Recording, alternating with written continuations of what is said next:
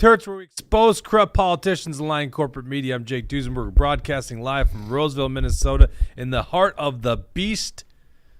This is a bad area, I'll tell you what. Just down the road from us, chaos, North Minneapolis. Not good. Not a good place to be. Joining me to discuss important issues of the day, none other than Mr. MAGA Jesse. How you doing there, buddy? Doing good, yeah. A lot of good stuff, especially from that debate. I can't wait to break all that down. Vivek was crushing it. Yeah, well, thanks for spilling the beans already. We haven't got I think the thumbnail did a pretty good job of doing that. I was thinking about it in my text and the email. I was like, kind of not mentioning it, you know, and then I looked at the thumbnail. I'm like, they're going to get it. They know what I'm talking about. Yep. Also watching the debate and discussing with us in person is former Representative Erik Mortensen. How you doing there, buddy? So good. I was very pleased last night with the debate, so dying to get into it. Okay, let's do unfiltered Erik Mortensen today then. How's that sound? That sounds great. All right, very good. Running the dials as usual is Mr. Deep State himself, Dawson. There, he's getting color and even less shirt today. Bridget's not here. She's usually not here on Thursdays, but we'll be reading your comments. Jesse and I will keep an eye on them. If you want to join our conversation, Rumble Rant interrupts whatever we're saying. Keep the streak going, right? Keep the streak going. Rumble Rant, just click on the Rumble Rant. If you're not following on Rumble yet, get a Rumble account. You can join us in the live chat. Also, go to actionforliberty.com. We got a Christmas event coming up on December 7th. Should be a great time. Go to actionforliberty.com and get your tickets today. All right. We are going to dissect the GOP debate, and then we're going to get into Minnesota's Supreme Court dismissing the Trump ballot case. We're going to show you a New York Times poll about Trump leading in 5 of the 6 swing states and why some of the information from this poll of like 3,500 people is very damaging for the Democrats. Dean Phillips is like, see, I told you guys you should be paying attention. And then last but not, did you know that Kelly Morrison's running for Dean Phillips' seat? Did you see that today? No, I did not know that. Yeah, wacko Kelly Morrison wants to pretty much murder every baby, unborn baby. Oh, wait, we can't talk about abortion. We're going to lose another election. We'll dispel that nonsense that's going around, too, by the way, on this. And last but not least, go into the election results, both locally and nationally. I'm sure Jesse's got a lot to say on that. Okay. The debate last night. I didn't watch it live. I had some stuff going on. You caught the end. Jesse is a political junkie. I know you don't like hearing that term, but that's a correct. I don't mind the term, no, and I agree. I of course was going to watch the debate regardless of what was going to happen. And honestly, I thought it was going to be another snooze fest like the last one. I expected it to just be everybody shouting at each other and nothing actually gets done. And it was actually kind of interesting this time. It was a lot more substantive, a lot more policy, and Vivek was, he was there to bring some fire. Well, they narrowed the crowd down to, was it 5? Yep. So Tim Scott, Nikki Haley. Well, let's go by wings. Let's start. Let's frame this debate here, okay? First of all, Tim Scott irrelevant at this point. Agreed. You don't think he's going to be another debate, right? No, I think this is his last one. And you agree, Tim Scott mostly irrelevant? Absolutely agree. Yep. What's his 1% that he's getting? Is that just because people like him? I mean, he's kind of likable, but I have no idea who those people are. I don't know who the Chris Christie supporters are either. Well, we do know who those people are. That's obvious. Because on the neocon wing, you got 2 people fighting for the neocon wing, and that's Nikki Haley and Chris Christie. In my best estimation, their whole goal is that Trump won't be able to run for president because they're so anti-Trump and representing views totally opposite to America First that there could possibly be no path forward because they're not bringing anyone into the GOP. So there could be no path forward unless there's some way Trump is no longer the nominee. Am I off on this? That's the neocon wing, right? Christie and Nikki Haley. Mm-hmm. Yeah, I think that's fair, but I don't bump into Chris Christie supporters. You know, when you're walking down the street and you're talking politics with people, they're not like, by God, I love that Chris Christie guy. Mm-hmm. I do. You don't see a yard sign. There's no Chris Christie yard signs out there. And DeSantis is kind of part of the, neocon wing of it too now, based on what he's arguing. But see, I'd argue he's in the middle, okay? I think DeSantis is kind of floating in this. I'm going to have a foot over here and a foot over there, right? DeSantis is doing the old... A high heel in both camps, is that what you're saying? That way. Okay, go that way. Yeah. But I agree. That's what he's doing. He's testing the wind, right? And he's got a tricky one because he wants to appeal to the grassroots. Good. But he also has to appeal to the big money interest, right? Yep. Okay, and then on the far end, far end, that's the wrong term. The common sense side, America First side, whatever you want to call it, is Vivek. Absent from the debate is Donald Trump. We'll get into that a little later because I think he needs to start debating. Honestly, I'm gonna quickly not give him a chance in my own heart and mind because if he's not going to be on that debate stage. What was really fascinating about this debate, NBC's hosting this debate, right? They go into the foreign policy issues. I've watched all these debates, right? So I eventually watched it this morning, right, on YouTube. You really realize, and I'm just going to throw this out there right now. If you take Vivek off the stage, I don't recognize this party. It's not my party. Clearly, I mean the Democrats clearly not my party either. But I'm looking at the stage. I'm like these guys want World War III. These guys are insane. You know, I mean, DeSantis is tiptoeing around things, but let's be honest. I think he's going to get pulled that direction. Mm-hmm. Vivek's only one with a strong position. I want to go to first clip here. Are we going to be ready, Dawson? I see you foaming around back there. So I don't know. We've been having tech issues, as you guys can see. They can hear everything. We cannot. We can't hear the video, but they can. Oh, if I go through the clips, we're not going to be able to hear it? That's what I'm struggling with right now. I'm doing my best to get it working. Okay. Are we just missing like a plug-in somewhere or what? I assume that something got unplugged where I don't know. Okay, well here's the deal. Let's go to the clip number 6 at 6:52. The Vivek goes after NBC and Ronna McDaniel. Obviously, we know what it says, so we'll be able to opine on this thing, and hopefully we'll get it fixed. Tell me that timestamp one more time. The first one on line 8. So this is Vivek's opening statements. By the way, you know, all these guys have canned opening statements, and NBC's trying to play like an interesting thing where they go with a question first instead of just, what are your opening statements? Mm-hmm. And DeSantis just goes into his canned opening statements. So robotic. I couldn't stand it. Vivek, I can't remember exactly what the question is they pose towards him, but he quickly goes after Ronna McDaniel. Ronna, whatever her name is. Yeah, I don't know. But they asked him, why should you be the candidate over Trump? That was the question. Yeah, and then he basically slams the RNC chairwoman, and then he goes, why is NBC even hosting this debate? Yeah. And then says she's been peddling, was it Kirsten or whatever her name is? I can't remember the moderator, one of the moderators. She was peddling all that nonsense, Russia collusion. So let's go ahead and listen to this first debate, or first Vivek clip. Please make your case. Why should you be the nominee and not the former president? I think there's something deeper going on in the Republican Party here, and I am upset about what happened last night. We've become a party of losers at the end of the day. It was a cancer in the Republican establishment. Let's speak the truth. I mean, since Ronna McDaniel took over as chairwoman of the RNC in 2017, we have lost 2018, 2020, 2022, no red wave that never came. We got trounced last night in 2023. And I think that we have to have accountability in our party. For that matter, Ron, if you want to come on stage tonight, you want to look the GOP voters in the eye and tell them you resign, I will yield my time to you. And frankly, look, the people there are cheering for losing in the Republican Party. Think about who's moderating this debate. This should be Tucker Carlson, Joe Rogan, and Elon Musk. We'd have 10 times the viewership, asking questions that GOP primary voters actually care about and bringing more people into our party. You think the Democrats, I mean, we've got Kristen Welker here. Do you think the Democrats would actually hire Greg Gutfeld to host a Democratic debate? They wouldn't do it. And so the fact of the matter is, I mean, Kristen, I'm going to use this time because this is actually about you in the media and the corrupt media establishment. Ask you, the Trump-Russia collusion hoax that you pushed on this network for years, was that real or was that Hillary Clinton made up disinformation? Answer the question. Go. Mr. Roberts. This is how we get our country back. We need accountability because this media rigged the 2016 election. They rigged the 2020 election with the Hunter Biden laptop story. Mr. Ramaswamy, and they're going to rig this election. Your time is up. Accountability. Let me turn to Governor Christie. Okay, why that's good. you... So basically slamming the RNC chairwoman. Now, this is an interesting point, and I think a case, and you brought this up right before you came, or right when you came in, a similar case could be made in Minnesota. RNC chairwoman, in her time presiding over the Republican Party of the country, has put up a lot of goose eggs, or mostly goose eggs, like a lot of huge failures at election time. Yeah, and I think the argument he lays out can be applied to David Hahn, the chair of the Minnesota GOP.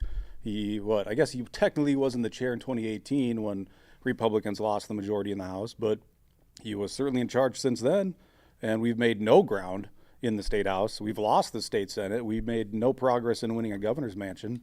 So I love that he called her out on that, and I heard afterwards that she told him that the RNC will never give him one red cent. So I think that's interesting because it's not really the chair of the party's decision, right? It's supposed to be who the people elect as the nominee or appoint as the nominee. And then I love that he goes after the host of the debate, that Kristen or whatever her name is. And I never watch NBC News, so I can't say I watched her spew these lies for 2 years. But she did. I mean, they all did, right? If you're on NBC, you're spewing lies about Republicans. That's like your job. So I love that he's like, you would never have Greg Gutfeld host these debates. And I would love, who wouldn't love to see Joe Rogan and who else did he say? Elon Musk. Yeah. That would be a riot. I mean, to watch that. like, just think about the entertainment value of that alone, right? Because honestly, last night, I completely forgot about it. And I'm a political junkie too, but I was surfing Twitter and I see a post or whatever you call it on X of somebody saying, Tim Ryan or Tim Scott, he needs new lines. And I'm like, where the hell, what channel is Tim Scott on right now? And I'm like, oh shit, the debate's going on. So that's why I missed the first 15 minutes. And that's the problem. I mean, I want Trump. Trump should be on the stage regardless because we should know where he stands on these issues and bounce off of these people. But let's just be honest, Trump is entertaining. He's damn entertaining. He's really funny. That's why he should be on the stage. So if you can't get Trump on the stage, well, freaking bring an entertaining moderator. And what you do, you go to the enemy. I mean, literally, Trump called these guys the enemy of America, right? The lying corporate media. That's who they are. People pushing Pfizer. Why? Why are we giving NBC? What, trying to gain your audience on NBC? And by the way, the other thing for those young folks, at least this one was available on YouTube pretty quickly. But the idea that we can't even see stuff live ever, like, what was it, the first debate? Wasn't it hard to find the first debate? Yeah, I think they just had it on Rumble. Yeah. Yeah. It was on Fox News. What are we talking about? No, the first one was, but they did it exclusively somewhere. On Fox News. I don't have cable though. Oh, yeah, same here. Okay. Yeah, good. Yeah, it's on Fox News. I'm a cable cutter. You literally have cable. We do the apps, so smart TV and put whatever. But then you got to pay for it. Each app costs. Yep. Oh, you pay for the Fox News app. Interesting. Okay, learning something about Erik Mortensen today. I thought you would stand in solidarity with Tucker Carlson's firing, but okay, I guess you. think that's okay to give Rupert Murdoch your money after that. I just found out Paul Ryan is on the board of directors for Fox News. Did you guys know that? Oh, yeah, I knew that. I did not know that. Yeah. Oh, okay. Yeah, no, it makes a whole lot of sense. But, yeah, I had no idea. Apparently it's been since, 2019. I know Barack Obama's on the board of directors at Netflix. Al Gore's on the board of directors of Apple. Yeah, it's smart to get some of these powerful people on it. Did we have it fixed, by the way? I was just reading the, whatchamacallit, closed captioning. Dawson. Yeah, so I found out where the problem is, and I can't get into the ceiling to fix it. Really? A wire was pulled up from me, so. Okay. All right, well, we're going to have to fake it. At least I can read the closed captioning. So yeah. I mean, we've obviously watched these clips, but... it's less fake than your traditional media. Yeah, no kidding. Exactly.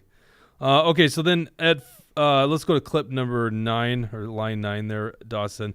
So they get into Israel, and this is what's fascinating. And this is where this whole debate took a tone, which made me realize I don't think any of these people should be near the Oval Office other than Vivek, at least from what I'm judging from this debate. He's still to be tested. We'll see. I agree with that. I'm just saying the other people have shown why they don't put America first. It was so obvious here.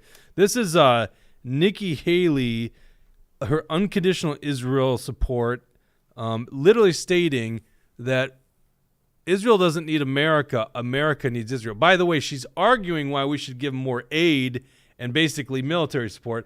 But Israel doesn't need America. America needs Israel. Let's watch this. Last thing we need to do is to tell Israel what to do. The only thing we should be doing is supporting them and eliminating Hamas. It is not that Israel needs America. America needs Israel. They are the tip of the spear when it comes to this Islamic terrorism, and we need to make sure that we have their backs in that process. All right, thank you. Mr. Ramaswamy. All right, that's good enough. Mr. Ramaswamy. This actually is where I think Tim Scott. The only reason I'm not putting Tim Scott in the neocon category is because I think he's mostly irrelevant on that stage, and I don't think he's going to be back. But Tim Scott, Nikki Haley, and Chris Christie, I don't think there's any daylight in between their positions on Israel. And by the way, Ukraine as well. Do you guys see it that way? Yeah, Tim Scott walked back a tiny bit of Ukraine, but not very much. And he was basically just saying we need more transparency. So it wasn't saying we need to cut off funds or anything like that. But no, it seems like all three of them are on the exact same page as far as war goes. And yeah, and especially, this debate was also hosted by the Republican Jewish Coalition. So it took some balls for Vivek to be taking any kind of anti-war stance at, some event like that sponsored by them.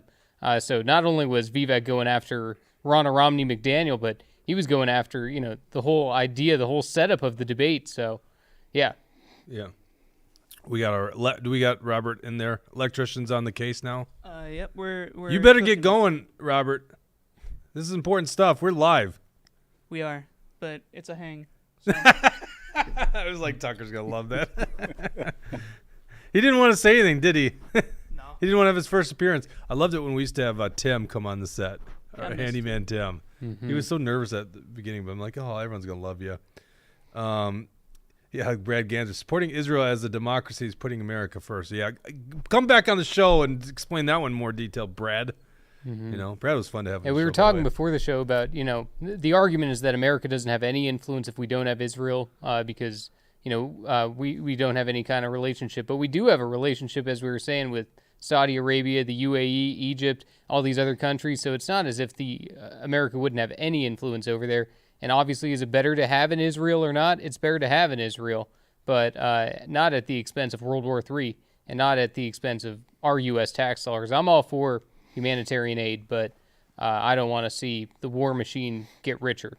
Right. And honestly, what I'm mostly concerned about here is just the beating the drums that Israel can't do anything wrong. We need to just write the blank checks and just go and probably put our own blood and treasures over there. And I just think that's ridiculous. It's not putting America first. But these guys took it even further. We're going to go to the next clip where Tim Scott, and by the way, I could find the same clip for Haley. I'm just trying to be an equal opportunity basher here.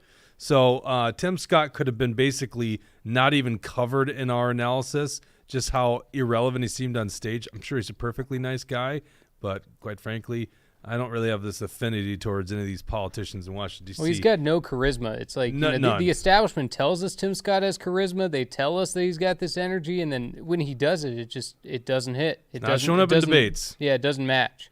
Yeah, so Scott is arguing for war in Iran. Nikki does it too during this debate, but we're going to play Tim Scott. Let's go to this clip. If you want to make a difference, you cannot just continue to have strikes in Syria on warehouses. You actually have to cut off the head of the snake, and the head of the snake is Iran and not simply their proxies. In order for us to have a powerful response from America, we have to be in a position of strength. As President of the United States, my foreign policy is simple. You cannot negotiate with evil. You have to destroy it. All right, Senator Okay, Scott, so thank you. he here is saying you got to cut off the head of the snake. You got to cut off Iran. I'm like lost here, Mort.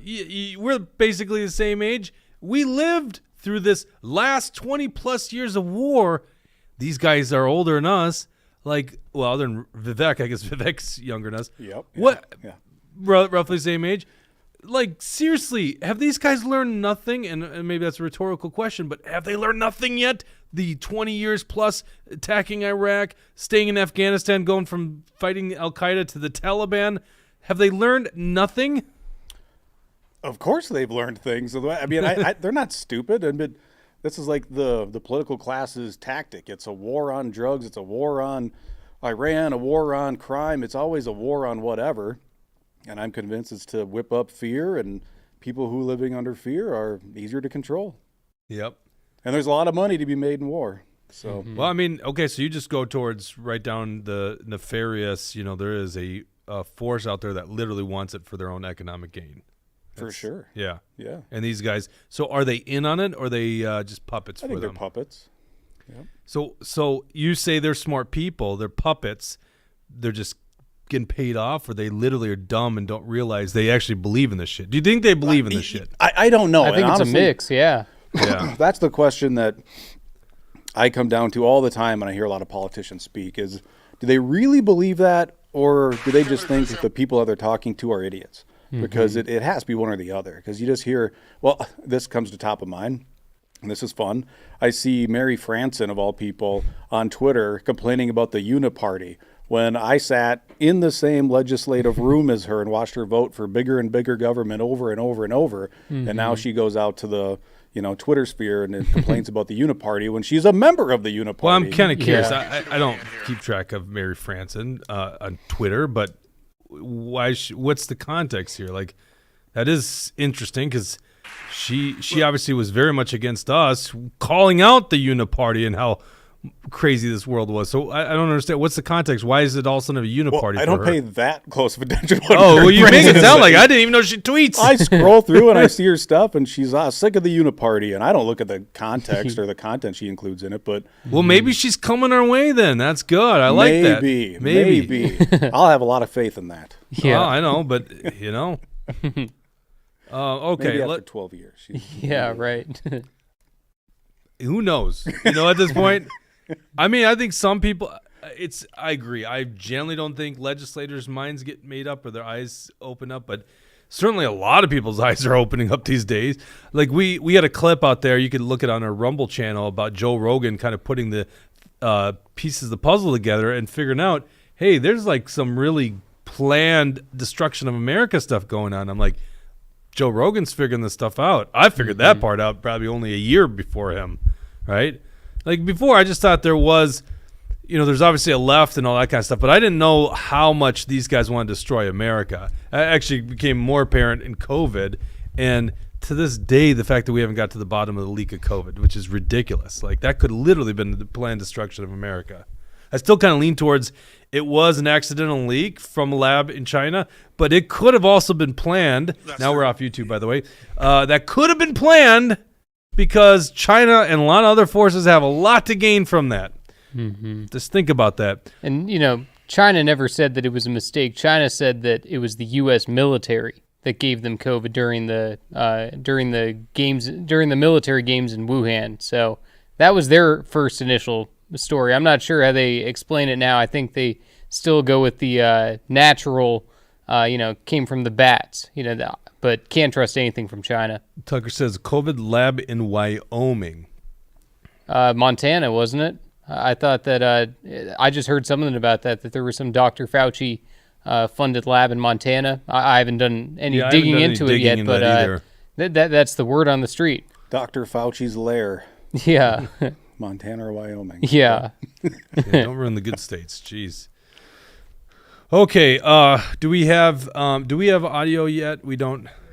But everyone at home is getting it, so we'll just continue on here. So the next one is, then they go to the president of the Republican Jewish Coalition, and he's going to ask questions about attacking Iran. Here you go. This is the next clip. You got it ready to go, Dawson?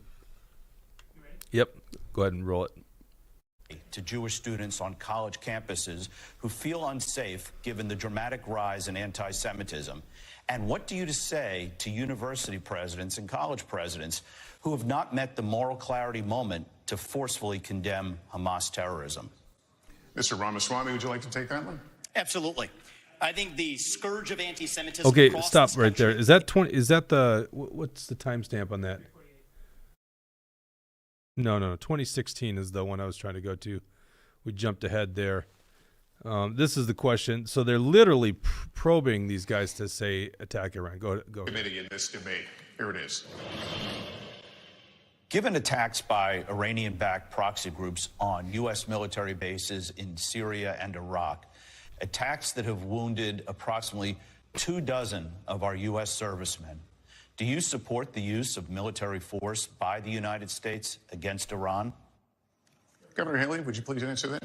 Yes, I'd first like to say there's good enough. 5-inch heels. So yeah, they're probing these guys to talk about attacking Iran. So when you really follow through with this, and I can't remember. Do you remember if Christie called for attacking Iran? I'm pretty certain. I can't remember, but and I remember what Nikki Haley had said was that if you strike them, then they're gonna back down. Yes. It's like Yes. I don't think anybody's gonna be intimidated by Nikki Haley. I think that our enemies and I think our adversaries in the world are gonna look at Nikki Haley and say, "Are you kidding me? Who is this stuck up lady coming at?" It just doesn't seem like she's gonna be any kind of deterrent for war. She's only going to prolong things. Yeah, no doubt about it. And it's just interesting to see that interesting. I guess why are we shocked? They've been talking about this for 20 years. George W. Bush had the infamous axis of evil, right? And that was North Korea, Iran, and Iraq. Do I have that right? I think it was the 3 countries. And then, of course, there's a lot more on the outer ring of that axis of evil. But they've been banging these war drums for a long time. Wasn't it Trump that was talking about John Bolton, how I think the guy really wants to attack Iran? Isn't that No, that was Milley. Milley? Yeah, Milley was the one. That was the whole thing. Remember this big document case? They said Trump is showing documents that he wanted to attack Iran. And Trump never wanted to attack Iran. He was saying that General Milley wanted to attack Iran, that he was the one, blockading that. So, and then they, when they did take those documents from Trump, there was no attack document for Milley. So it was another made-up hoax. Is it just me, or is it only Brad Ganser and Tucker in the comment section today? Last time I called out the comment section, we started getting a lot more people. We cannot let these 2 bozos be running the comment section. This is not right. Tucker and Brad Ganser, we are going to get some skewed viewpoints. So please comment in there. I want to know what you thought about this debate. Maybe we're not seeing something. If you go to, I looked at Drudge's poll, and they had Nikki Haley winning the thing. Yeah, New Which York is Times crazy. did too. New York Times had it as Haley, DeSantis, Christie, Scott, and then Vivek. Vivek at the end? they had Vivek at the bottom, and that was how all of their editors saw it, And I've been seeing the mainstream. It was just editors? It wasn't Yeah, like that? right. Oh, it wasn't God, a poll or okay. anything, but yeah, that's the thing. If you ask the grassroots people, they say Vivek won or they say Trump won. If you ask the establishment media, they're all saying Nikki Haley did great. I didn't see that. I thought that it looked like she wasn't prepared for it. I thought that there were a couple of times where she had no good comeback, and she was just like you said, beating the war drums. That's all that she has. Right.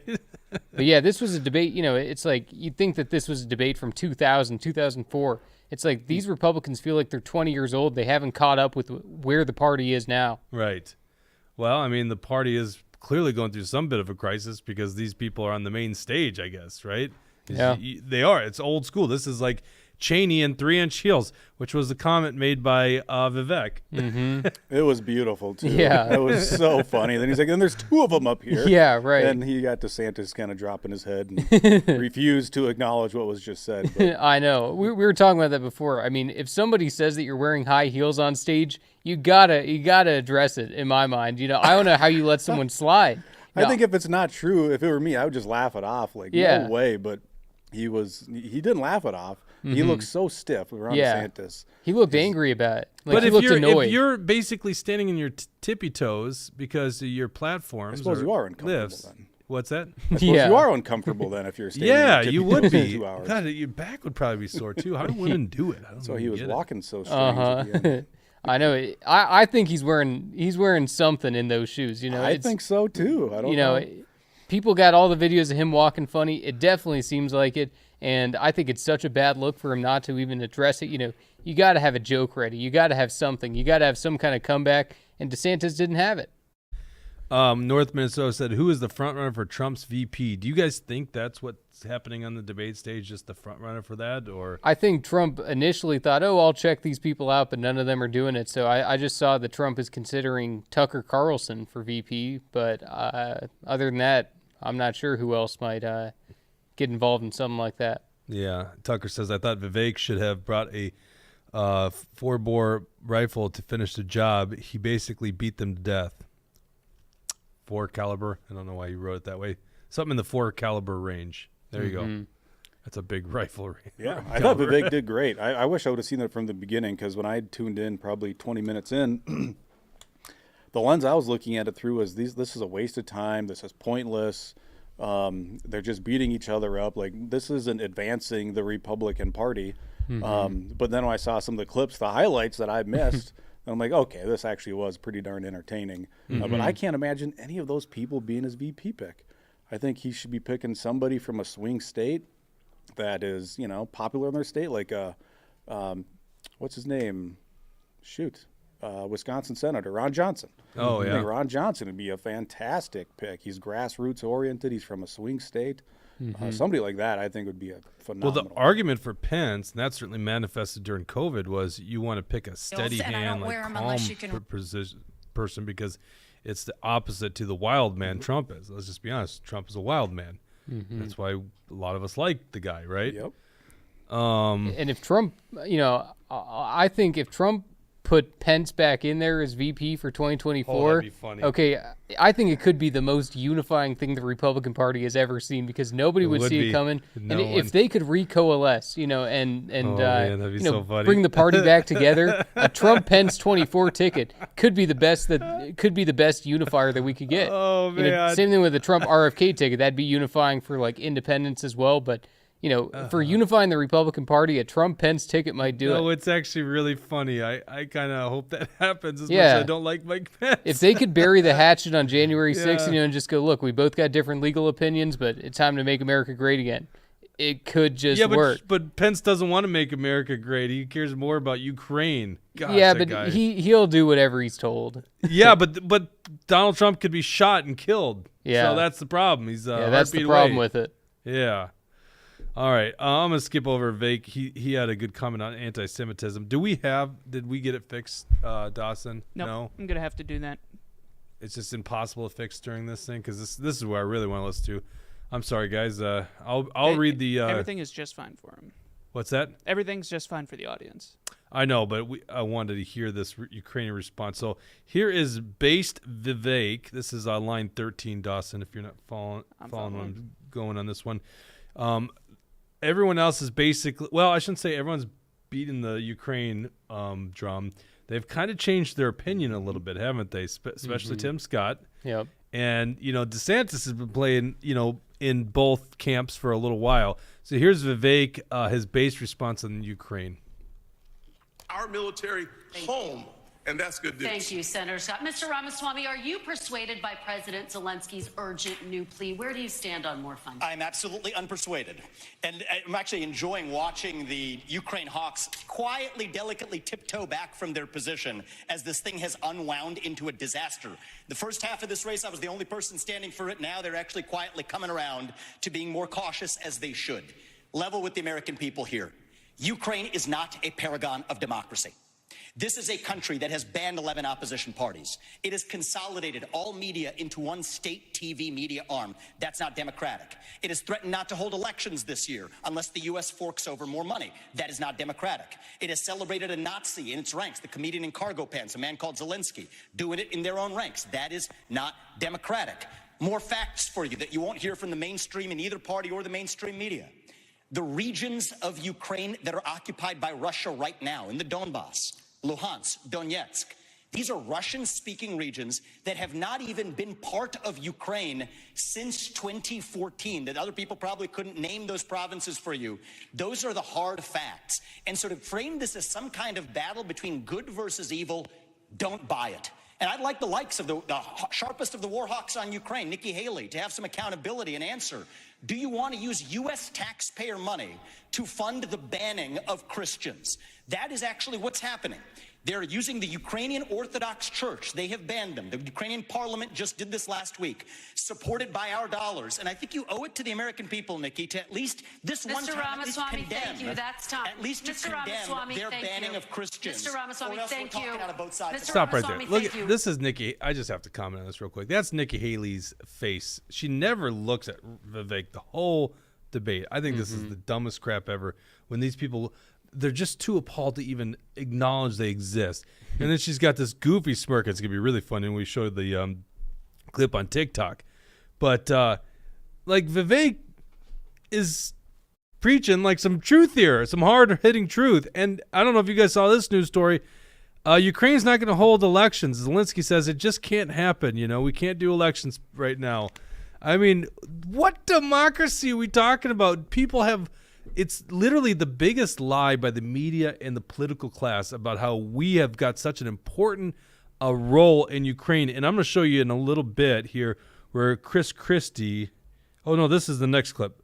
Yeah, you see the next clip there, Dawson, where Christie actually says we have a promise to defend Ukraine, which is, to me, very anti-America first. I've never really considered myself, the term America first has got the connotations of Trump, right? And I'm liberty first, but the more and more I think about it, that is actually a great term, because as we're talking about this foreign policy, we clearly have people not with America's interest in mind, unless they've got such a weird view of the world that they literally think all this stuff really helps America. I just can't believe that, though. You think it's more sinister. Well, I do, but what I love about Vivek and what I don't see anybody else in that stage doing, traditionally in politics, and this is what kind of like the two-party system, is you've got good guys, bad guys. You got a two-sided coin. It's always, every issue is broken into, you're either on this side or that side. And I love how Vivek kind of finds a way to cut in the middle by dropping truth bombs like this and saying, no, look, this isn't good versus evil here. This is really two corrupt regimes that are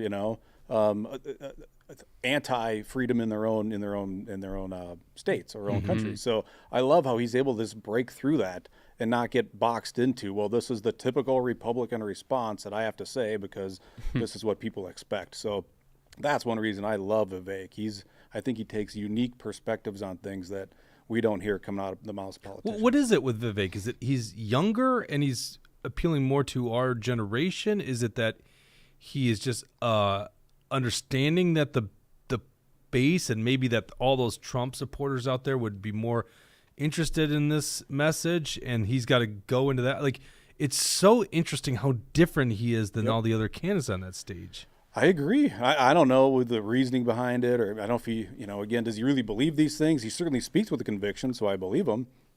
But I think he just wants to speak truth to power from where I stand, and sometimes that message may be politically unpopular within GOP ranks. Yeah, but the establishment it's ranks, not. The establishment ranks, yeah. Exactly. Yeah, so I love how he's just not. He's willing to be bold and take action. And quite honestly, some people might disagree with this, but in little ways, I feel like when performances like last night and that first debate, I feel like he is shifting that Overton window just a little bit, and talking outside of what would be typically politically palatable, and preaching a different message, where everybody else up there is just the same frickin' candidate. And I've met with some recent congressional candidates for Minnesota here, and I'm yearning for something unique and different and truth. And it ain't happening in the 2nd congressional district so far. Wait, you got something you got an announcement here to make, Eric, or what's going on? So therefore, I decided. You sound like you're going down that road. No. We got Highway 74 saying Trump may nominate himself for VP. What do you think there, Jesse? A Trump ticket? Yeah, that'd be interesting. I don't know about that. Well, what if he appoints? What if Donald Ivanka Jr. is his running mate? Yeah, that ain't happening. But it'd be Trump. Well, actually, did she still go by Ivanka Trump? But did she legally change her name? No, she's not a Kushner. She's not a Kushner. No, but Okay. yeah, that ain't happening. Trump. K-Wall hey K-Wall, how you doing? I've seen 2 Vivek yard signs in my area on a county road, so it gets a lot of visibility. Interesting.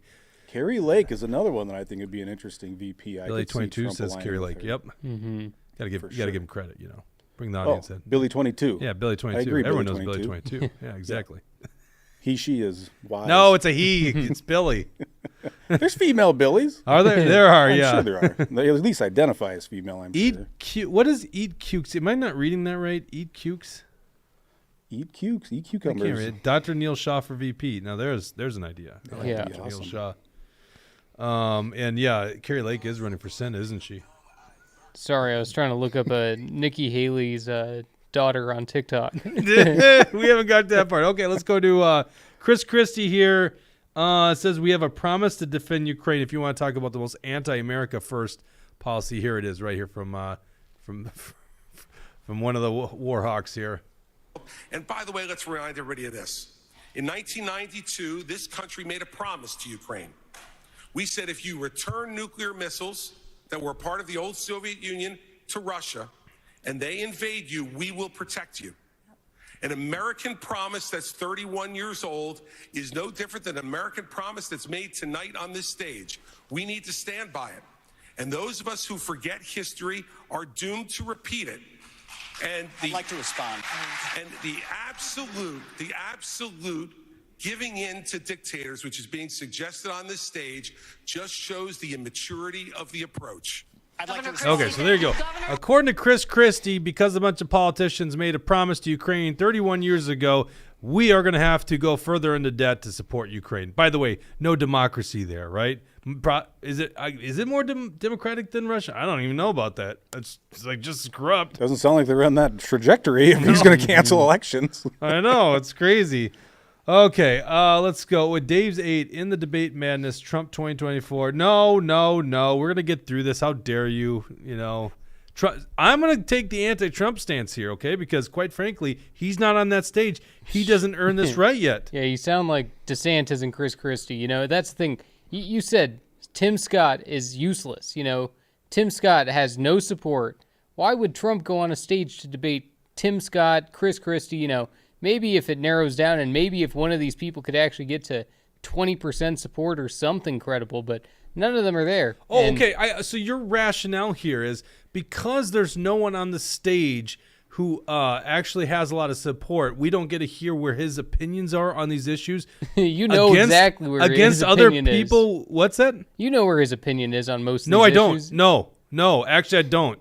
On what? Trump is when you get in a debate, you get a little bit of crossfire. We get exposed where he really is. You know, the town halls are somewhat good, and quite frankly, he did do one debate. It was with that girl from CNN, right? Mm-hmm. But Trump actually owes it to us to go into the crossfire so we know where he stands on these issues.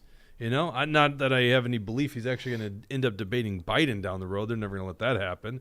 Biden won't even be the nominee, in my opinion. No, I mean, obviously, would it be entertaining for Trump to be in the debates? Of course. Yes. But he, you know, if I was him, I wouldn't be doing them either.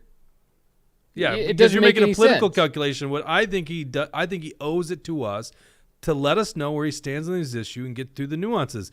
Not campaign rallies, but actually get in debate. We want to know what you guys think here. Well, one person thinks Jesse's right on this one. I'm with you, on it. You can You're with him on it? Yeah, I have no problem with Trump skipping these things. Frankly, last night I spent most of my time going, they should just cancel these things. These are pointless at this point. None of these people have a shot. It's going to be Donald Trump.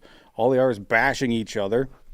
I do think Trump, or somebody posted, maybe it was Brad, that once the field thins out a little bit more, I'm sure he will.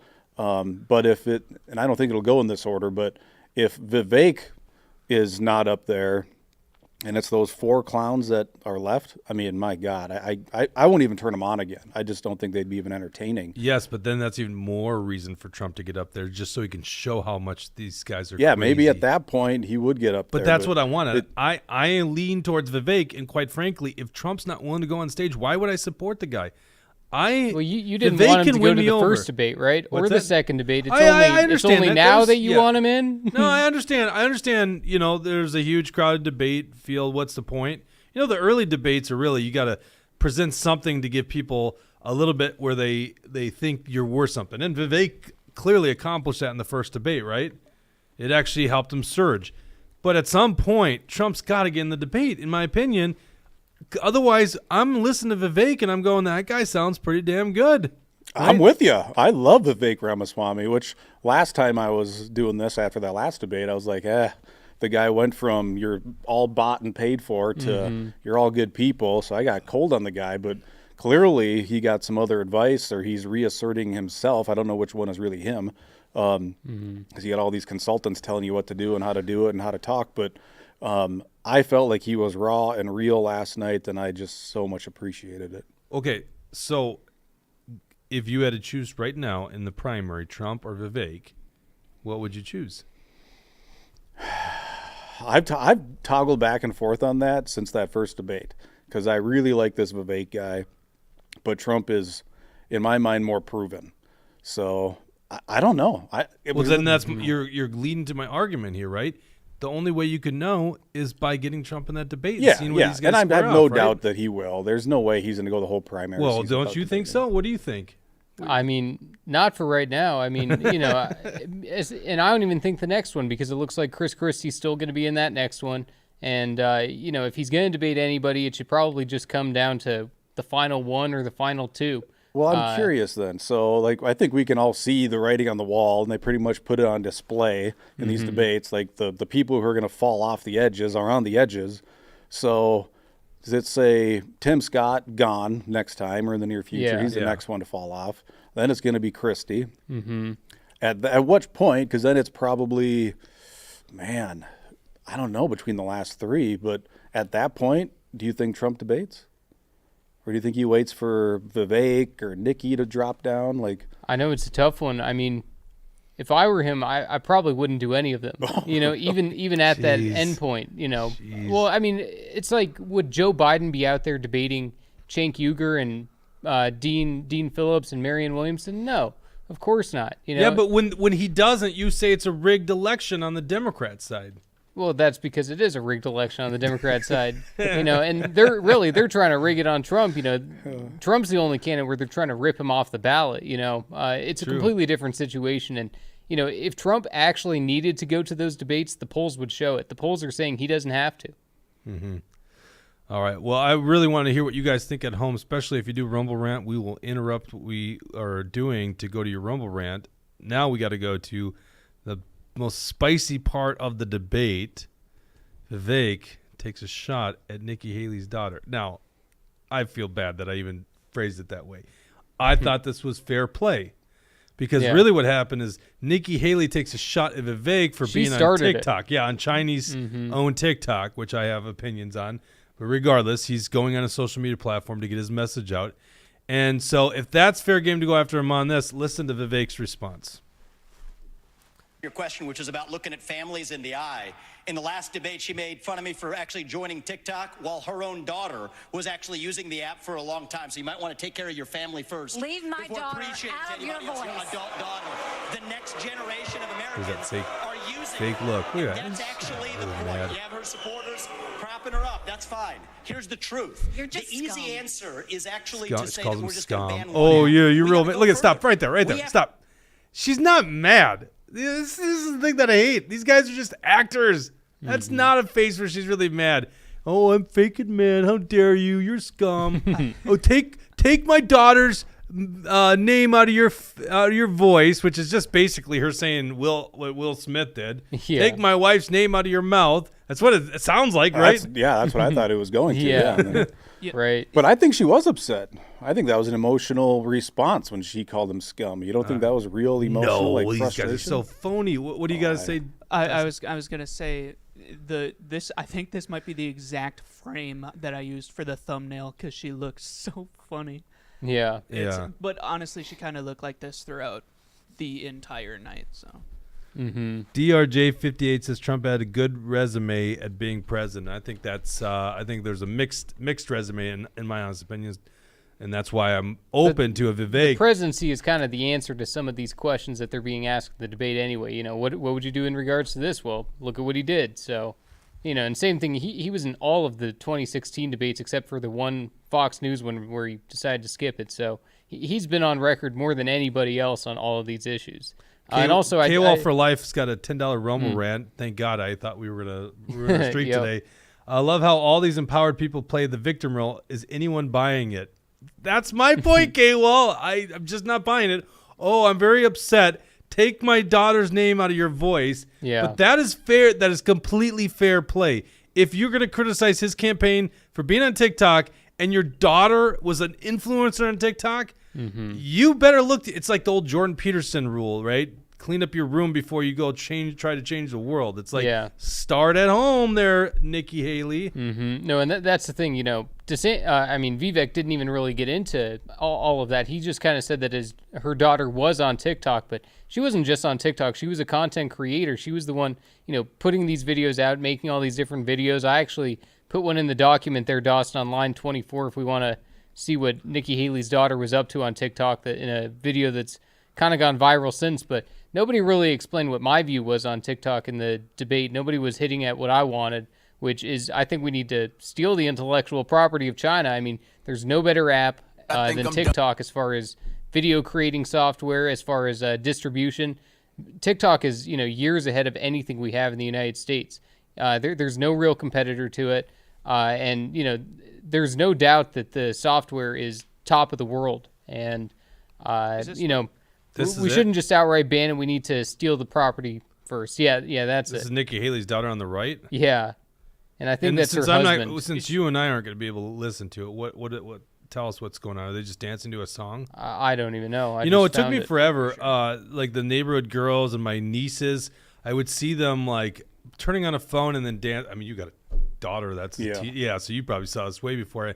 But it just took enough times where I was like, what the fuck's going on here? Like I didn't get. And then someone alluded to this is TikTok. That's what they do. They dance in front of a phone. Yeah. I remember when I sat down with Scott Jensen last year, he was dancing in front of his phone. Yeah, I caught him doing a TikTok video in Perkins and Chaska.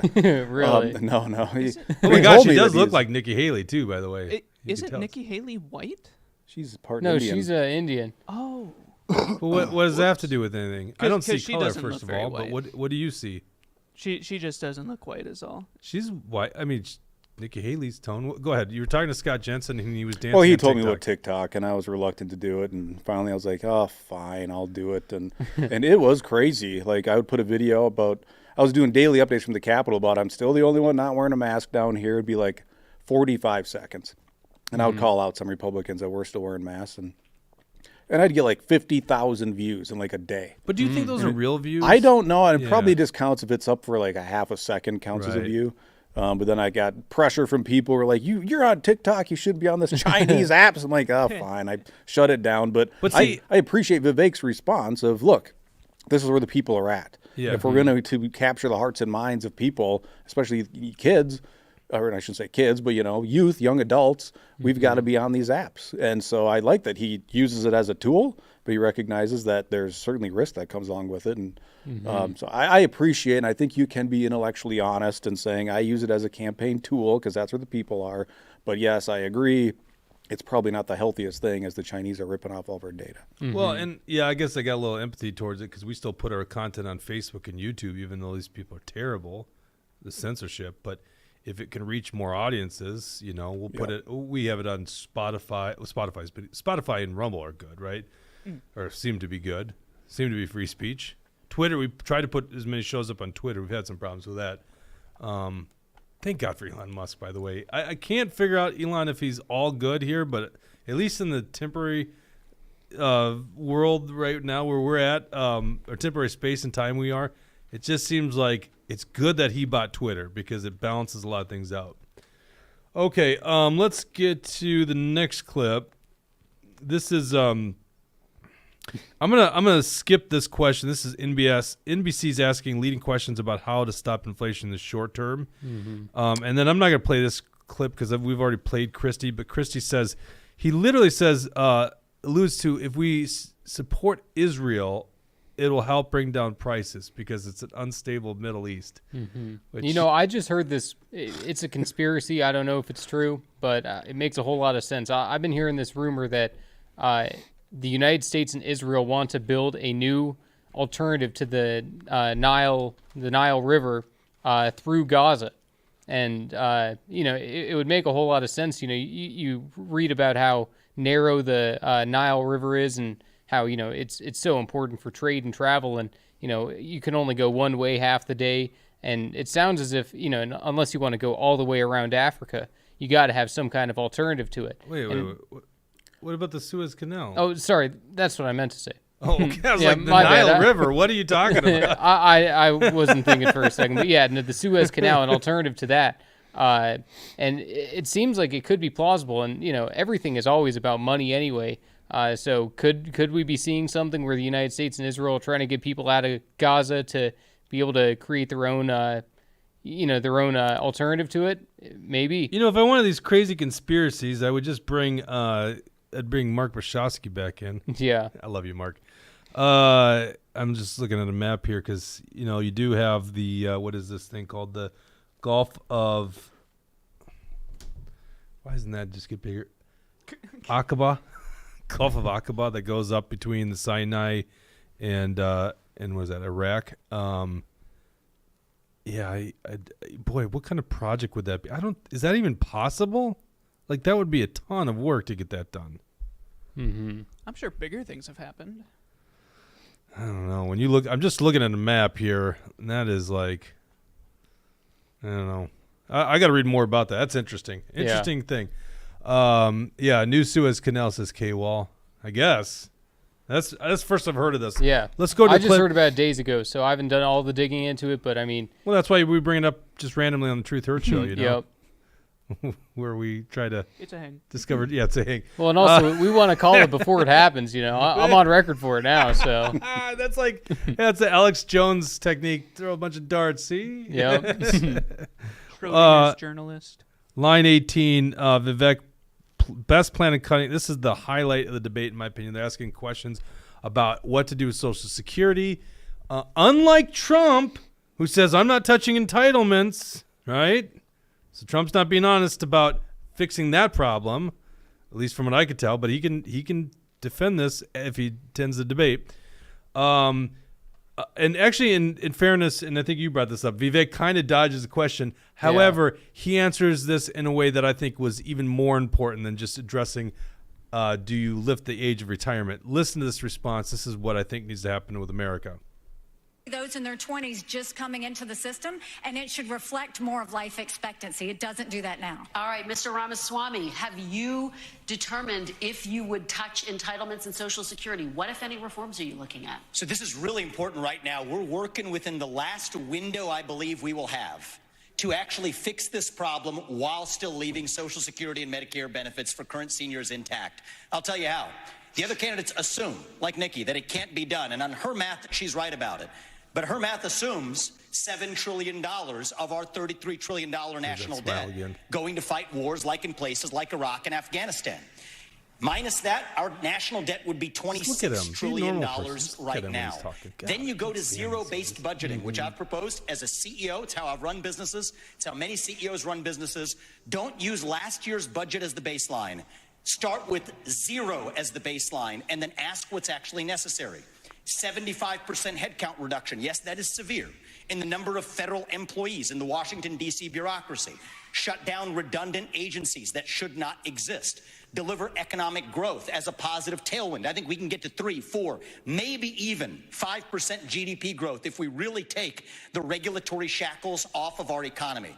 And against that backdrop, I believe this is our last best window to be able to take care of our national debt problem through those severe measures, including sacrificing the foreign wars that many bloodthirsty members of both parties have a hunger for. That's the one secret for how we're going to be able to do this, and that requires discipline. So we can't have the first conversation we were having, sending foreign aid willy-nilly to countries whose national debt per capita is less than ours. Thank you, But Mr. if we do this Ramaswamy. correctly, I think this is our last window, and it'll take a CEO from the next generation to do it. Thank you very much, Senator. Okay, so what I love about this response here, by the way, let's tackle part of the reason we're in an economic catastrophe. It's not just the entitlement programs, but that's a big driver of it. It's also the fact that we've been fighting endless wars, racking up $7 trillion in debt to fight these wars. And on the stage are people that say, we should have more wars. What's the cost, Nikki Haley and Chris Christie and Tim Scott, of a war with Iran? And you've already got your damn war with Russia. And then they all are basically beating the drums to fight China as well. In fact, at one point, I think Nikki Haley says we need to arm Taiwan. What are those costs? So once you start making that, oh, by the way, there's another part of this debate. I mean, there's just so much we could cover. And the debate was like, how do we get our fleet of ships back up to 350? Because it dropped to 290. And I'm like, oh, so we can't defend the world unless we have 350 ships. Meanwhile, we spend more on our military than the next 27 countries combined, or 32, or whatever it is. It's insane. Well, and Tim Scott also in the debate, he said that the role of the Ukrainian war right now is to degrade the Russian military. I was thinking Russia might see this then as their role in this whole thing is to degrade the U.S. military because, you know, they got the exact same benefit and incentive to degrade our military, which is exactly what we're doing when we're supplying weapons. We need to have a country that, obviously we need to have a military industrial complex to some extent to create the supply for, our own defense. But, we shouldn't be creating all these arms deals for Ukraine and Israel and everywhere else in the world. Yeah. I looked this up the other day because I just think it's interesting when you talk about, we're the biggest military in the world. We spend $800 billion a year or whatever the heck it is now. And so I looked it up and go, well, what is like the top spending military or countries with military spending in the world? And with the money, like the 150 or 200 billion, whatever we've sent to Ukraine now, we've like single-handedly turned them into like the third most powerful military in the world through our funding. Right. So it's absolutely insane the amount of money that we're sending over there. And maybe when you compare it to the U.S. military funding, it's still fairly small, but it's huge compared to on that world stage. That's the problem. And I feel like as a guy who served 12 years, tomorrow's Veterans Day, or actually Saturday's Veterans Day, it's observed tomorrow. I'm going to say this, and I feel like I can say this knowing very well, we do not need to spend that much money in our military. It's absolutely crazy. They're talking about building all these new ships. The reason we are the best military is not because we spend $800 billion in our military every year. The reason we're the best military is we train and empower junior leaders to make decisions on the battlefield. We have the best leadership programs ever in the history of the world.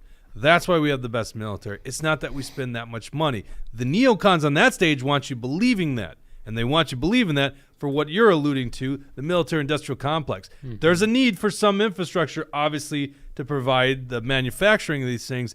But when they're calling the shots, it's very bad. And they're also contributing to Nikki Haley's campaign, no doubt about it. And then also, not all the money's even going to the military. Like, remember after 9/11, there was $2 billion missing from Donald Rumsfeld, in the Pentagon right before the plane hit the Pentagon, right before that happened. Did you really just do that? I mean, where was the plane? Where was the plane if there was a plane? I never saw one. I've looked at all the videos, all the pictures. I can't find a plane. But so not even all the money that they claim is being appropriate to the military is actually being used to benefit the military. It's just lining people's pockets. I mean, Nikki Haley was on the board of Boeing, by the way, one of the biggest. Yeah, I love that Vivek brought that up last night too. And I want to go back to this question because when they asked that and they said Trump said he won't touch Social Security, that is one of the moments last night where I was like, damn it, I wish he was up there to talk about this because you can't ignore this problem. And what I wanted one of these guys to say, and I thought for sure it would have been Vivek, is the solution that Ron Paul talked about 11 years ago. And that's one of the things that sucked me into his campaign in 2012 is he said, just make it optional.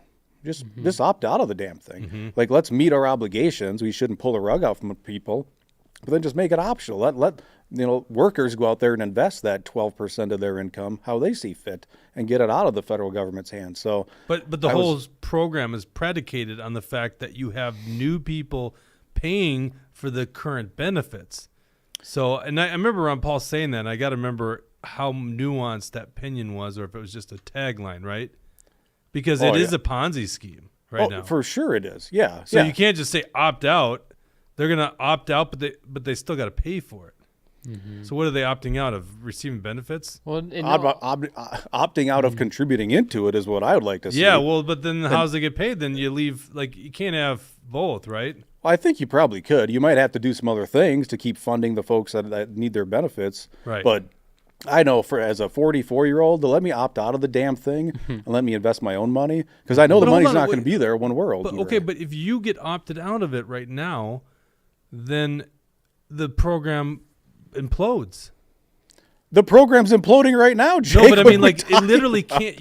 Where's the funding for it? Because there's no money in there, right? I know, but it's broke right now. So to me, it's kind of a moot point of if you let people opt out, there's no money. The thing's going bankrupt already. It's already upside down. It's dissolvent. Yeah, and that's the thing is I just don't think you can opt out because you literally can't make the payments to the people that are in need of it. To me, no one wants to touch this. This is why I'm not very bullish on the long-term prosperity of America's economy.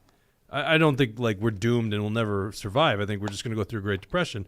And this is probably one of the key things here is no one wants to fix it.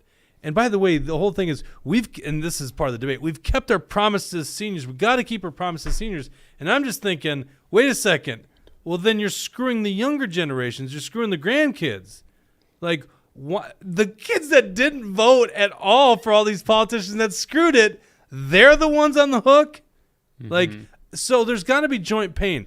I don't know what that is. I think we need to at least have that debate and figure it out. Maybe for 5 years you don't touch any of the benefits, and then you got to start peeling back. But the idea that you can't touch seniors' benefits, so then how do you fix the damn program? It's all on our younger generations who had zero to do with it. That is crazy. Yeah, but right we now know why they do that. The because baby boomers have the highest populated generation, you know, out of if you compare any generation. So, I mean, the Social Security problem isn't going to be as difficult in, say, 30 years.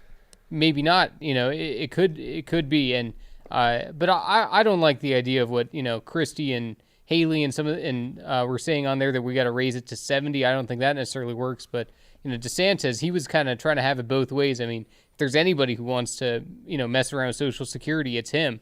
But he won't let you know that in the debate. You know, he was saying, you know, oh, I'm going to protect it. Even Chris Christie almost went on the attack against him. I saw Chris Christie was sitting there thinking about, like, should I go after DeSantis right now because he's obviously lying. So it would have been interesting to see, you know, what DeSantis really thinks on it, because I don't think he's being honest. Mort, I have a premise. I think if you're just honest with people when you're running for president, when you're running for Congress, legislature, whatever it is, if you just level with them, they might not like your standpoint, but you level with them, guys, we got a problem, we have to solve it. I think you will get a lot of traction. I think people appreciate that. Do you agree with that? I think so, and I think that's what Vivek does. And honestly, if I'm going to give this guy praise, but I think Chris Christie does some of that. Like when he was governor of New Jersey, I remember him meeting with one of the unions and just telling him, look, I'm just the only one shooting you straight here. We can't afford the benefits that your contract obligates us to pay. He's like, I know everybody else before me has lied, but I'm just going to tell you the truth. We can't afford it. Right. So I think people can appreciate that. They may hate the message, but it does make me wonder, because I kind of think about politics, and we see these guys say, you hear what they say. Sometimes the jaded person in me goes, I'm convinced most Americans would rather be politely lied to than be given the harsh reality. So I can't let myself go without saying that, because I think there's tons of people who just want to be politely lied to than see mean but truthful tweets from Trump on Twitter. I know what you mean, but I feel like there's a yearning, and they just don't express it, but there's a yearning to get that truth, that hard truth. I mean, that's why I call this The Truth Hurts, by the way, because the truth sometimes hurts. But I feel like there's that yearning. They just don't get it too often. Why Joe Rogan does so well, in my opinion. I don't think old people want that truth. I think most old people just want to hear, you're going to protect my Social Security. I earned that. I think that's how a lot of the seniors look at the issue. And, you know, Tim Scott was kind of nailing into that a little bit. But for the most part, I think seniors don't want to – they just want to hear it's going to be okay. But I see – and you might be right, Jesse. Yeah, I think that's why Trump says what he says. Oh, of course that's why Trump and says what he it's does. such an unpopular thing to try to say, I want to reform it and, you know, raise the retirement age. Nobody wants to hear that. That's not good news. So you disagree with my point. We're getting put in a box by the corporate media and the ruling elite that we can't touch that issue. No, I think that there's definitely an appeal to it. I think, you know, young people definitely want to hear it, because we're all like, you know, that thing's not going to be there for us. But Somebody I think better even straighten it older out. people could listen to the message if you just level with them. Guys, we got a real problem, and the solution isn't screwing over your grandchildren. It's some joint pain here. Maybe. Don't you think that would resonate? It's just we don't get that because guys like Trump are too cowardly to take on that issue. Sorry, I knew that that would rally you up, Jesse. DeSantis is the coward. Guantanamo Of Bay. course, they all are. But they all are. No one wants to solve these issues. Trump has an opinion on this too. You know, if you go back to the 2016 debates, he said take out the fraud, take out the abuse, take out all the scams that are going on within Social Security. That's a cop-out. That's a cop-out answer, though. You know, it's part of it. And sure, we all agree with it. No one disagrees with that statement. Yeah, I know, but you know, who would actually get it done? You know, and well, then also, did he get it done though? I don't think he did. That's the thing. You know, you act like he's a dictator who could, you know, by stroke of a penny, do whatever he wants. You know. That's the thing, you know, we got like 5 people in the entire D.C. that's trying to fight for America first, so he can't get everything he's pushing for, you know. What does he get then? Tell me what he's getting. What do you mean? Like the Trump record, like someone put up there before. It's like the Trump record to me is a mixed bag. The swamp grew. He increased the debt. He put Anthony Fauci out in front of people. Like, that's a mixed bag. Now, also and deregulated. you list off the same 3 or 4 things that, Well, now let me give you the good. Removed a lot of regulation that was very costly to doing business in America. His tax cuts literally no new helped wars. every family. No new wars to the most point, right? There's some drone strikes in Syria, but part of that's even not on Trump, is they lied to Trump. Yeah. That's the crazy thing, is they freaking lied to Trump about Syria. So, hate Minnesota. I think everyone on here would be shocked at the number of elderly immigrants that never paid into the system and are now receiving. I could think of at least 5 in my son's neighborhood. That would be very interesting. You hear those accusations. I'd love to know that. I mean, maybe the fraud's larger than I'm aware of, but I think it's just a simple accounting error. We could tell how many people of that age, and that's a problem alone. Last clip here. One final thing on the Trump thing I just want to say is if Trump could have his way and write the most perfect bill, he would do that. It's like he obviously has to deal with the swamp. The swamp is the one giving him the bills. The swamp is the one with all the special interests and lobbyists fighting their way in. Even the swamp was, trying to force their way into his administration. So, in the early days of the Trump White House, it was, one of those things where you don't even know who to trust within your own inner circles. So, for Trump to take on the swamp, it's not as simple as maybe Vivek is making it out to be. It's one of those you don't even know who to trust sometimes. Well, okay. Now, because you did this, we're going to go here, Jesse. Mm-hmm. He ran on draining the swamp. Mm-hmm. So can you consider that a failure, that he didn't actually do what he said he was wasn't going allowed to drain the swamp by the Okay, so he swamp. didn't achieve the thing that so many of us liked about his campaign. Let me give you hold on. sneak peek. Vivek won't either. Well, that's a very fair point. I like what Vivek's saying, like getting rid of 75% of the Washington administration, the bureaucracy. Will he actually do it? I don't know. Probably not. Trump didn't do it. But here's the thing. Trump has terrible judgment in people. Look at who he put. He put Nikki Haley in his cabinet. He put Mike Pence as VP. He put sorry, I think there was another guy on the stage. Chris Christie didn't make his cabinet, which is probably why Chris Christie hates him nowadays. I know, that's what Trump Who's says. the other guy on stage up there? Oh, no, Ron DeSantis wasn't. But he put Nikki Haley in there. John Bolton was in there. He appoints another J.P. Morgan guy. John Bolton. All there for intimidation, and also John Bolton's been around for decades. But every once in a while, you can get some good information from that guy. Want John Bolton there. Trump just he played the same game everyone else in D.C.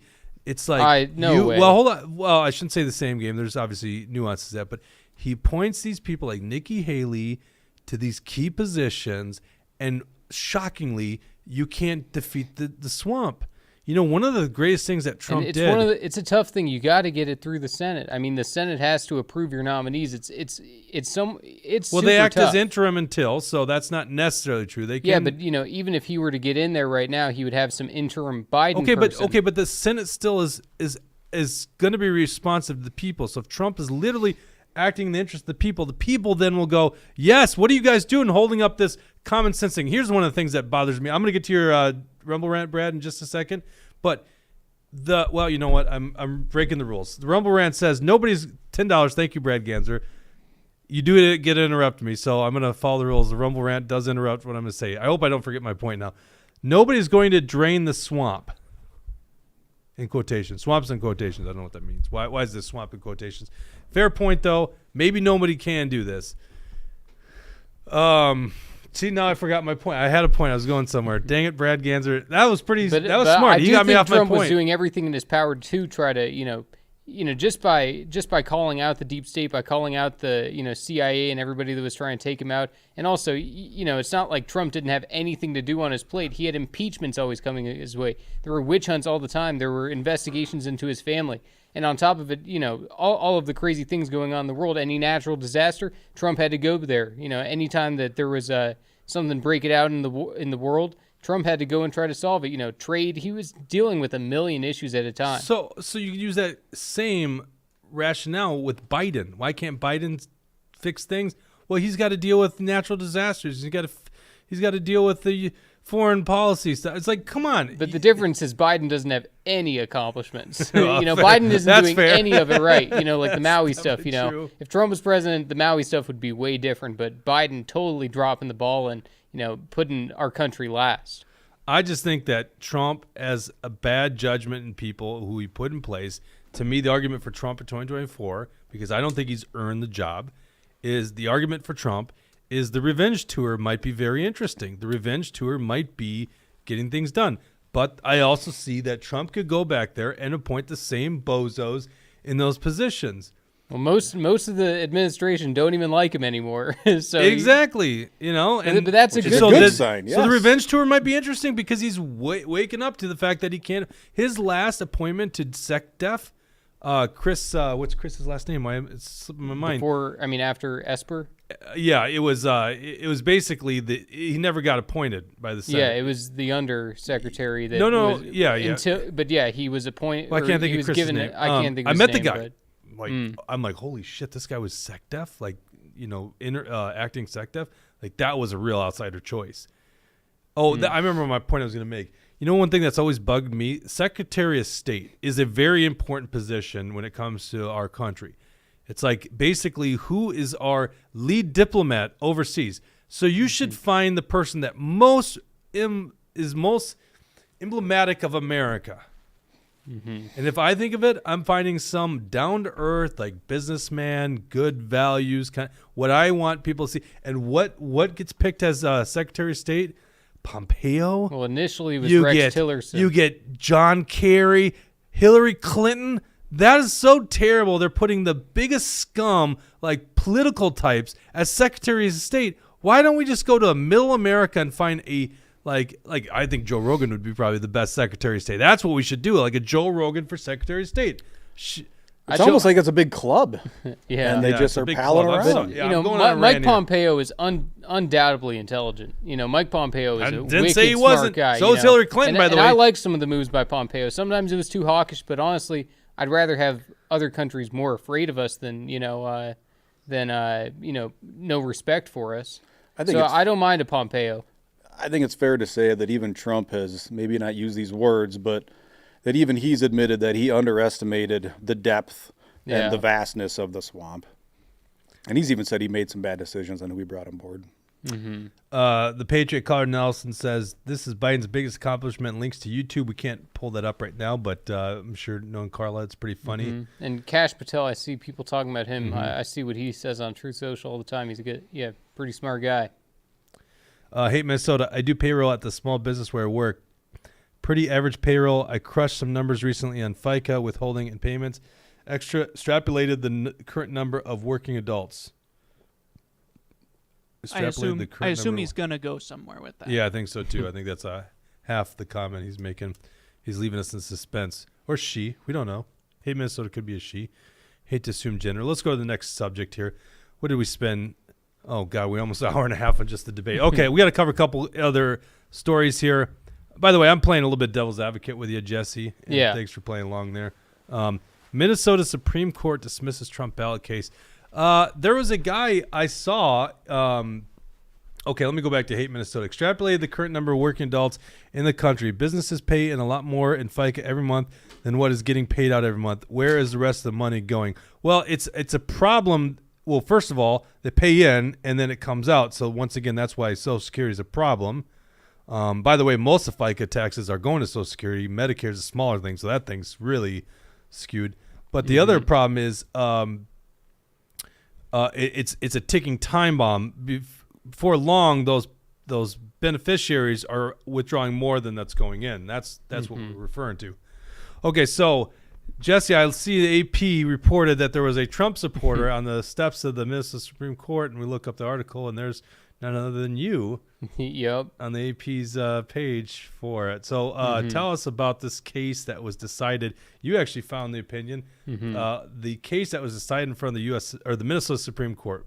Right. No, I mean, this was obviously a big story. They wanted to take Trump off of the Minnesota primary and general election ballots. The Minnesota Supreme Court decided yesterday that they are not going to be doing that. So it's, they decided, at least for the primary, that they're not going to take him off.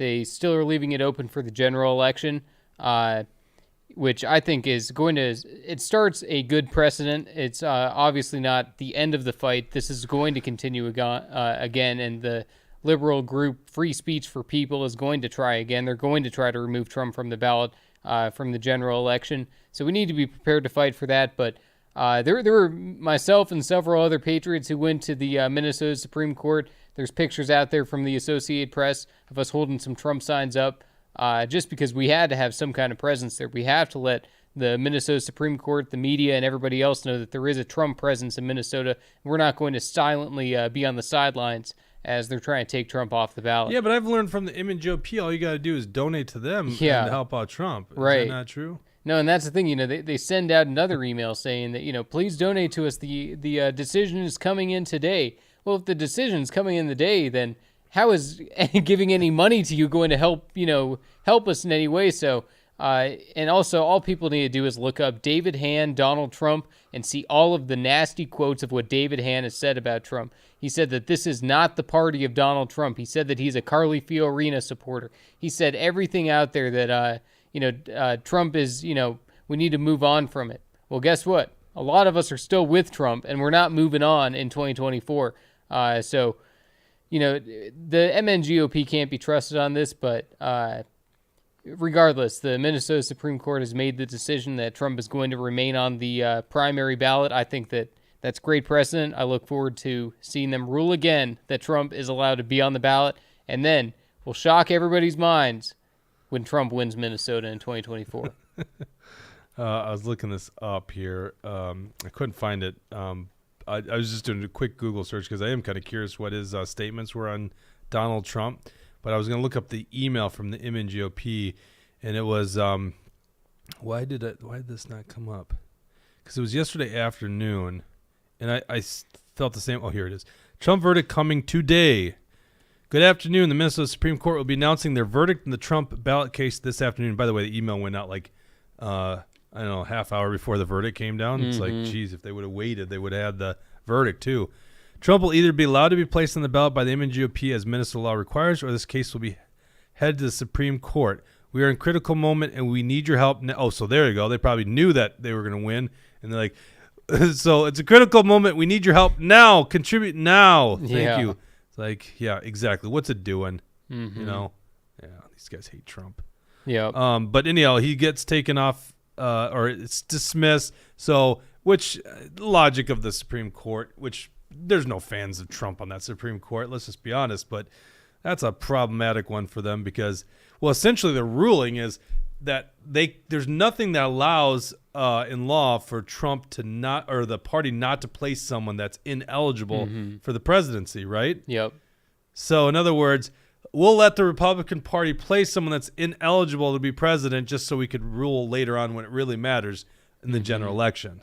So how worried are you of that? I mean, obviously, I know you know like this is a I'm not. I do think that this is obviously going to be brought up again. It's going to go back to the Minnesota Supreme Court, and it definitely depends on what goes on with Jack Smith and those rulings. But I don't think that they're going to have any kind of credibility or any jurisdiction. They kind of admit that they have a lack of jurisdiction over this issue. So I do think that I have a feeling they won't try to take Trump off the ballot in Minnesota. If they do, the U.S. Supreme Court should take care of that. If the U.S. Supreme Court doesn't take care of it, we'll write him in. Okay, let's go to this. Bring up the graphic, Dawson. Trump this is just the most fascinating thing ever. I mean, you can't make up this election cycle. New York Times has to post a poll that they ran. 3,662 registered voters, and this is in the 6 swing states: Nevada, Georgia, Arizona, Michigan, Pennsylvania, Wisconsin. Trump winning in 5 of the 6 of them. And in Nevada, the ever-growing Democratic state of Nevada, if you're following Nevada, it's amazing how leftist that state, which is should be a red Western state, has gone in favor of Trump. He's leading by 10 points. In Georgia, a 6-point mark. In the Georgia, where the highest profile case he's dealing with, by the way. That one's the one that everyone's really paying attention to. Arizona, which is another Western state that's become more Democratic, leading by 5 points. Michigan, 5 points. Pennsylvania, 4. What's going on, Wisconsin? I don't get you guys. Come on. Yeah. You're my old home state of Wisconsin. But that's the one state that Biden is leading by 2 points. And I love seeing polls like this. I just always don't want to get too comfortable because I see a poll definitely like not. that. I think that's what the media tries to get out of it. They try to show that to right wingers to make us think, oh, we're going to be okay for this election. No, it's going to be the fight of our lifetime. Margin of error of like 4 some points though when you go state by state. Overall, a 2-point margin of error. Trump's ahead. When you look at it, where did this go? I'm looking at the crosstabs on my computer. 4 points. He's leading by 4 points when you take it all together. But the more interesting breakdowns here, when you look at black voters,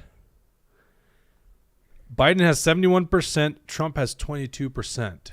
Trump is over 20% with black voters. If there was ever a reason to be scared on the Democrat side, it's that. It's usually 90-10. And Trump has brought it down to, and that's, by the way, it's not even 80-20 because 71% of black people said Biden. A bunch are leaning towards neither one, right? But 22% Trump is making inroads in that community. Hispanic, 50% Biden, 42% Trump, right? Among whites, 39% Biden, 54% Donald Trump.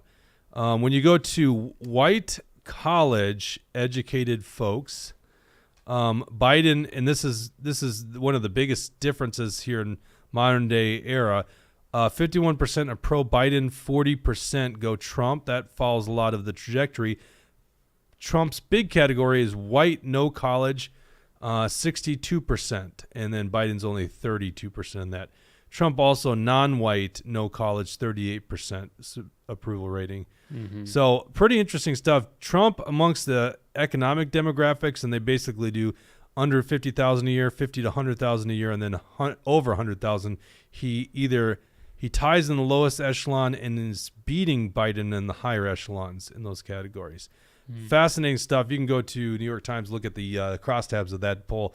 But if there was ever something to scare the shit out of Democrats, it would be that, and it's the reason Dean Phillips says he's running for president. I mean, honestly, all these people getting behind Biden, they got to be screaming because this has never happened. The Democrats, Biden was not doing this poorly in 2020 when he beat Donald Trump. That's all we got. We don't want to get taken off YouTube. We got to say that, right, Jesse? No, not anymore. Yeah, you're allowed to say that on YouTube. Oh, what is it? Just the medical misinformation? Medical misinformation oh, sure. is disallowed.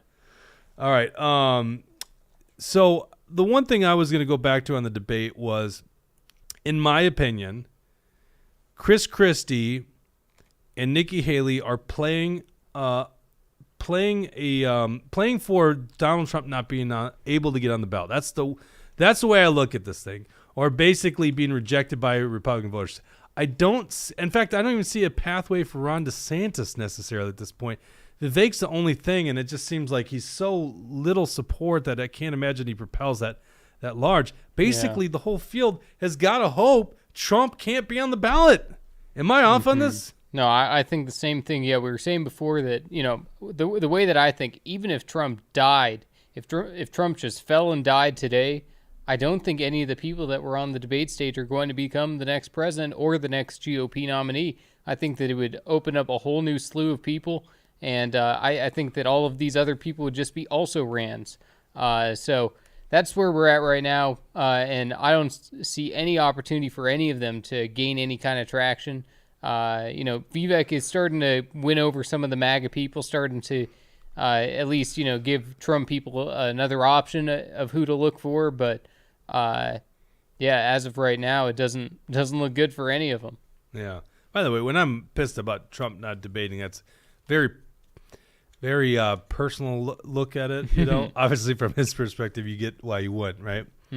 Last story here. We're not gonna do more coverage of Tuesday's election. There's the goods and the bads nationwide. I think we all know Republicans didn't do great, right? That's why Ronna McDaniel Vivek called for Ronna McDaniel to step down, right? Some good things did happen. Minnesota Parents Alliance went 10 for 44 in their endorsed candidates. At least that's how it's being reported right now. Who knows what they, listen, there is a huge advantage by the school boards. Like the infrastructure, the money side. I don't know what the money spend is, but I'm sure it was like 3-1 or more Democrats spending in these school board races to the Republican side. And this is the first time, Minnesota Parents Alliance, first time really testing the waters. So 10 for 44, in my opinion, is not bad. Right. The media's going to spin that as terrible, right? Liberals all know, okay, teacher union candidate, okay, I know who to endorse, or I know who to vote for. But, conservatives, they maybe didn't know about the Minnesota Parents Alliance fully, So I think that, I think also conservatives just don't turn out enough. They just don't vote. Which is a problem. People got to vote every single time. Don't vote in these elections, right? These right. elections. They don't vote in these ones. A lot. That's also most people in general. But yeah, Republicans got to show up to every single one, even if it's a hassle. Just get out there and vote for the best people on the ballot. Exactly. All right, then we got another good story. So let's go to actionforliberty.com. Duluth voters oust far leftist Mayor Emily Larson. Now, Emily Larson's made a lot of headlines over the years. It's just the typical Democrat Party. They just move further and further to the left. She got ousted by a former Democrat legislator. Now, what does that mean nowadays? Is he still a Democrat? Probably. Maybe he's one of the new rhinos, right? That's how we get rhinos, is basically the Democratic Party moves to the left and the old school Democrats become Republican establishment. That's how it works, right? And us conservatives are fighting to get this grounded constitutional vision back. Because the Democrats have lost their minds, and Emily Larson lost her mind. She's all in on the pride stuff, obviously. She look at this endorsement she's got, by the way. I posted a picture. She's got the who's who. Scroll down. She's got the who's who of endorsements, right? Emily's List, DFL, the unions, right? Women winning. So she's got the who's who of endorsements. Two-term mayor. I'd like to think the voters got rid of her because she had a mask mandate in Duluth as recently as 2022. Wow. There's maybe a little bit of me that goes, all right, the people in 2020 with mask mandates, they just didn't know. They bought into the lies, I don't really think this, but it's different when by 2022, when pretty much everyone knew that masks don't work. Everyone with a sane mind. Yeah. Anyhow, but I think maybe, and then she also increased taxes. Of course, it's becoming more unaffordable in Duluth, which is a pretty city. I love Duluth area. But maybe the worst thing is the out of control homeless situation, and that is a problem that's plaguing every Democrat stronghold metro area. Yeah. So total votes were decided. It was, what was this? Account here, 5,802 votes as of yesterday's account. You can go to actionforliberty.com. You can see the actual percentages, but it's basically a 20-point victory for Reinert beating the loose mayor. So there you go. You got a whack. And by the way, endorsed by Tim Walz and all the Democrat legislators. So Emily Larson, goodbye. Yep. No, I think it's good to see. And I don't think this new mayor is going to be terrific, but it's an improvement. So, it gives the people of Duluth something to work on for next time, too. And, also, I don't think we went into the abortion part of the debate. Yeah, fair point. But one quick thing I just want to say, I thought, going into this debate, I like Chris Christie 0. And he actually kind of impressed me by leaving Trump's name out of his mouth every single 2 sentences. And I did like his answer on abortion, that, this is a state's issue. That's what we fought for 50 years for. Now we got it. People need to make it happen on the state level. And, basically just making the point that different states will have different results. And that's just going to be the nature of this thing. In some states, abortion is not going to be a good issue. In some states, abortion is going to be a great issue where, conservatives can really capitalize on it. But the way I look at it is, you got to look at it state by state. And the Ohio results kind of indicate that, some states it's just not going to be a winning issue, in my mind at least. I had pushed back on that. I think what's happening right now, and we don't have time. I don't want to prolong this too much longer. Yeah. But we're being told that you can't touch abortion. That abortion is the reason the Democrats are winning. That's just because when they're victorious for whatever reason they are, and I think a big part is the money and the resources that are going to the Democrat side. I mean, we're talking about huge differences. I should have had that graphic ready.